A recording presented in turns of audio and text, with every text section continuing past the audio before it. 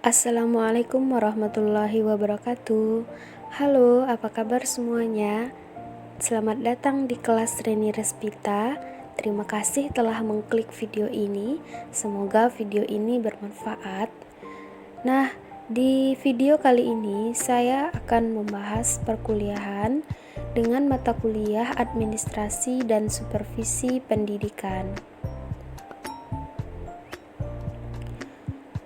di mana di kelas saya ini adalah pertemuan yang ke-7 dengan materi bahan dan alat pembinaan supervisi pendidikan.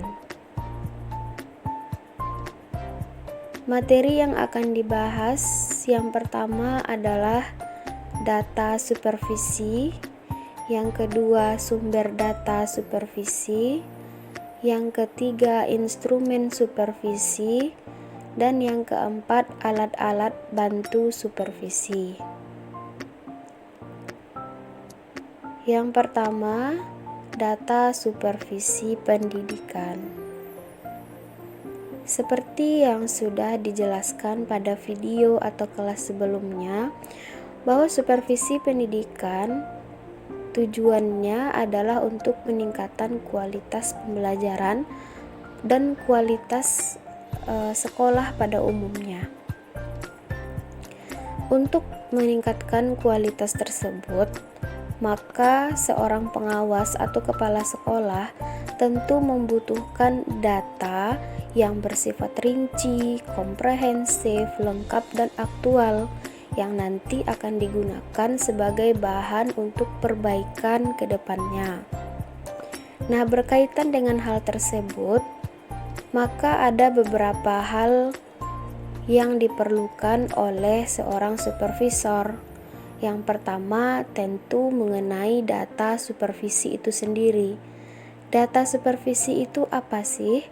Data supervisi adalah informasi yang akan digunakan untuk pembinaan yang berkaitan dengan faktor penentu keberhasilan belajar siswa.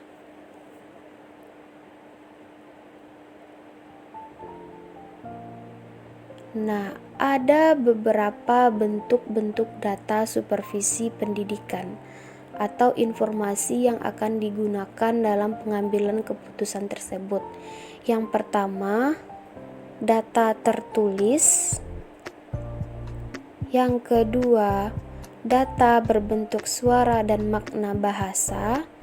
Dan yang ketiga, data berbentuk gambar atau grafis.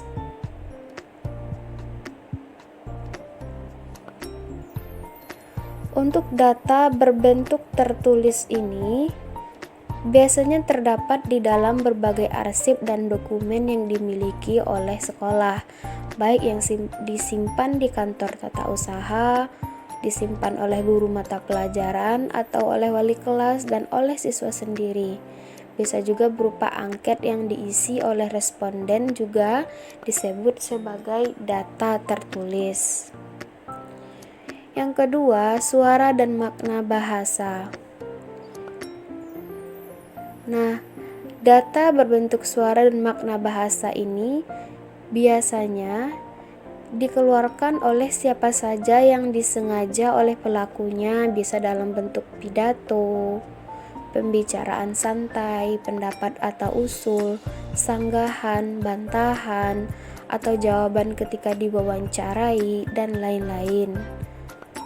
Kalau yang data berbentuk gambar atau grafis, ini biasanya ditangkap oleh indera penglihatan. Bisa berupa gambar gerak orang, misalnya berupa gaya mengajar guru, perilaku siswa ketika mengikuti pelajaran di kelas.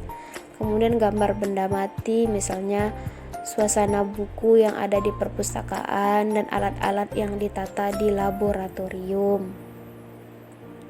Jadi kalau tertulis tentu bisa dilihat dengan indera penglihatan juga. Kalau suara dengan indera pendengaran, gambar atau grafis itu lebih konkret, bisa dilihat juga dengan indera penglihatan.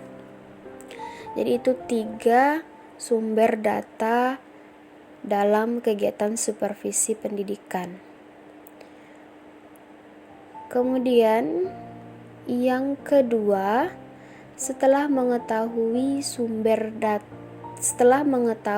data supervisi pendidikan, maka harus diketahui juga dari mana data itu diperoleh, atau kita sebut dengan sumber data supervisi pendidikan. Yang pertama, bisa dari orang atau personel, jelas misalnya. Yang kedua dari dokumen, dan yang ketiga tempat atau lokasi. Kalau dari orang, jelas itu biasanya dari guru, kepala sekolah, staf-staf, karyawan, dan lain-lain.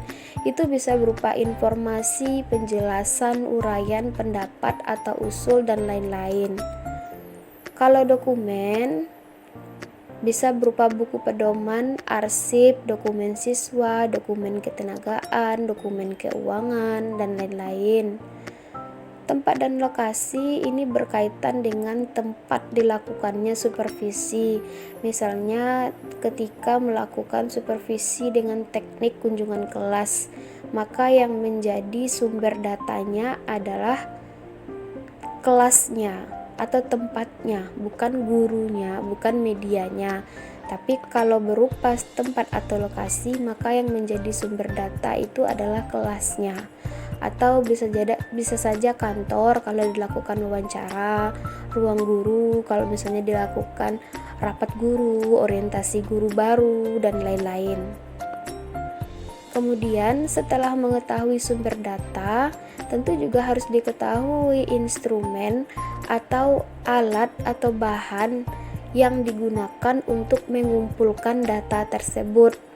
Jadi yang pertama tadi adalah data supervisi pendidikan itu apa, kemudian yang kedua bentuk-bentuk data supervisi pendidikan itu apa saja, yang ketiga adalah dari mana data tersebut diperoleh atau dengan kata lain sumber data, dan selanjutnya adalah instrumennya atau bahan yang digunakan atau alat yang digunakan dalam mengumpulkan data-data tersebut. Nah, tugas saudara adalah mengisi yang kosong setelah tanda panah di bawah ini, yaitu kalau untuk sumber data berupa orang atau personel yang isinya berupa informasi, penjelasan, uraian, pendapat atau usul. Nah, apa alat yang digunakan dalam mengumpulkan informasi tersebut kepada seorang atau personel? Kemudian apa juga alat yang digunakan dalam mengumpulkan atau menemukan data dokumen berupa buku pedoman, arsip, dokumen siswa, dan lain-lain. Dan yang ketiga juga apa yang digunakan dalam mengumpulkan atau mengetahui tempat lokasi suatu kegiatan supervisi pendidikan, misalnya kelas, kantor, ruang guru, perpustakaan, dan lain-lain. Jadi diisi yang ketiga ini apa alatnya. Boleh satu atau lebih isinya, masing-masing instrumen. Kemudian yang terakhir adalah alat-alat bantu supervisi pendidikan.